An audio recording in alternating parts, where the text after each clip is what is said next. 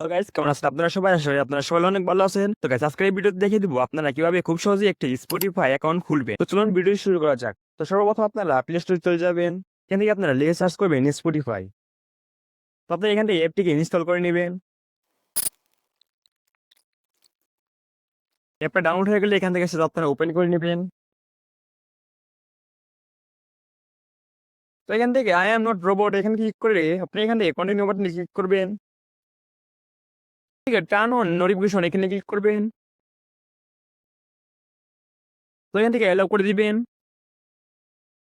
দেখতে পাচ্ছেন এখানে কিন্তু অনেক সিঙ্গারের লোক শো করছে। আপনার যে সিঙ্গারে গানগুলো ভালো লাগে সেই সিঙ্গার এখান থেকে সিলেক্ট করে দিবেন।